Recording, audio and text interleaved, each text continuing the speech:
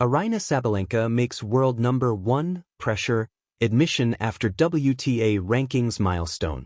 Aryna Sabalenka has revealed she has learnt to embrace the pressure of being world number 1 after hitting a milestone 70 weeks atop the WTA rankings. Reigning world number 1 Sabalenka has proven to be one of the leading WTA Tour players of her generation, with the 27-year-old winning 4 Grand Slam singles titles to date. The Belarusian was ranked as the world number 1 for the first time in September 2023 and, after losing her ranking to Iga Swiatek in November that year, regained top spot in October 2024. Sabalenka has reigned as the world number 1 ever since then, and in 2025 has become just the 7th woman to spend a full calendar year at the very top of the WTA rankings, since the official system first launched in 1975. Her current run of 62 weeks at the top is the 15th longest streak atop the WTA rankings, while her overall total of 70 weeks is the 12th most of the 29 women to hold the world number 1 ranking. She has been a consistent figure at the very top of the women's game in recent years and, in a new interview with Gulf News, opened up about handling expectations as the best player in the world. Sabalenka said, "Of course there's pressure, but it's also a privilege. Being number 1 means you're doing something right. I've learned to embrace that pressure instead of fearing it. I trust my preparation, my team and my game, and that helps me stay focused when expectations are high." Tennis news. Rafael Nadal reveals the key differences between Carlos Alcaraz and Jannik Sinner. Ex-WTA star Anna Sabalenka reflects on her standout memories and a match fans still talk about. 2025 was another hugely successful year for Sabalenka, highlighted by her run to a 4th major singles title at the US Open, beating home favorite Amanda Anisimova in the final. The Belarusian also triumphed at WTA 1000 events in Miami and Madrid, and lifted the WTA 500 Brisbane International title, claiming a tour-leading 4 WTA titles across the season. Sabalenka also reached a further 5 finals in 2025, most notably finishing as the Australian Open, French Open, and WTA finals runner-up. Frustration was evident after some of her defeats in big matches, but her overall consistency stood out compared to many of her WTA rivals across the year. Popular on Tennis 365. The 27-year-old will start the 2026 season attempting to defend her title in Brisbane, and revealed that she was highly motivated to build on her success from recent years. "The priority is staying healthy, improving consistency, and continuing to evolve my game," she added. "I'm always looking for small areas where I can get better, both physically and mentally. Preparations are going well, and I'm motivated to keep building on the level I've reached this season." Want more from Tennis 365? Add us as a preferred source on Google to your favorites list for tennis coverage you can trust. Read next. WTA rankings. 5 tennis stars who could make huge top 10 debuts in 2026. When Aryna Sabalenka woke up as world number 1, nothing in the room had changed, and yet everything had. The ceiling above her was the same pale white she had stared at after wins and losses alike. The racket bag leaned against the wall, zippers half open, strings humming with silent expectation. Outside, the city moved with its usual indifference. Cars passed. People hurried. Coffee steamed.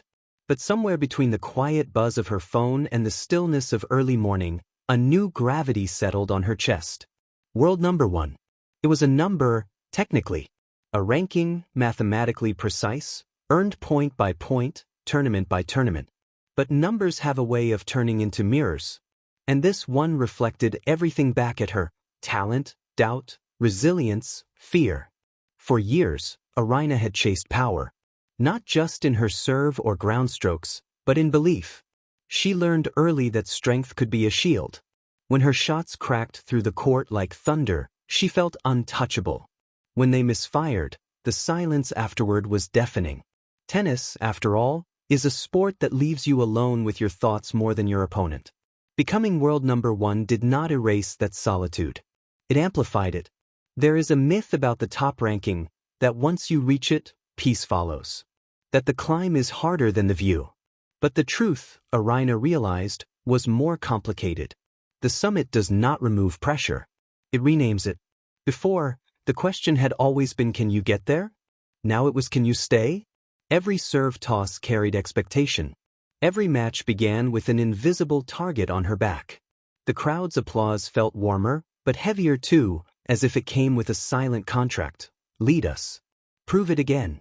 She had spoken before about nerves, about emotions that sometimes ran faster than her feet. She never pretended to be the calmest player on tour. That honesty, raw and unpolished, was part of her identity. Becoming number one did not suddenly make her immune to pressure. It forced her to acknowledge it. There is pressure, she admitted, not as a confession of weakness, but as a statement of reality. Pressure, to Aryna, was not an enemy. It was a language she was still learning to translate. In the early days of her career, pressure felt like noise, too loud, too chaotic, drowning out instinct. A double fault could spiral into 5. A missed return could echo longer than it deserved. She fought it with force, with more power, with clenched jaws and tighter grips. Sometimes it worked. Sometimes it didn't. But the road to number one had taught her something subtler. Pressure is not always something to fight. Sometimes it is something to carry. She thought of the matches that shaped her, the ones where she stood on the edge, heart racing, legs heavy, and chose not to retreat. Titles won after shaky starts. Comebacks built not on perfection, but persistence. The realization that courage in tennis is often quiet. One extra deep breath, one safer target, one decision not to panic. The ranking was proof not of flawlessness, but of accumulation. Of showing up when it was uncomfortable. Of learning, slowly, that confidence is not the absence of fear, but the willingness to play through it. Still, being number one changed the air around her. Opponents swung freer. Every loss became a headline. Every win was treated as expected, almost routine. The margin for error narrowed, not on the scoreboard, but in perception. Aryna felt it when she walked onto practice courts, when cameras lingered a second longer, when questions shifted from how did you do it to how will you handle it. She did not pretend the pressure wasn't there. Instead, she named it. Naming pressure gave it shape, and shape made it manageable. It became something she could prepare for, rather than something that ambushed her. She adjusted routines. She listened more, to coaches, to her body, to herself. She allowed bad days to exist without turning them into verdicts. Most importantly, she reminded herself why she played. Not for the number next to her name. Not for the weight of expectation. But for the feeling, brief, electric, irreplaceable, when a clean strike met the ball and everything aligned. When instinct took over and the noise fell away. When tennis felt simple again. World number one did not demand that she become someone else. It demanded that she become more fully herself.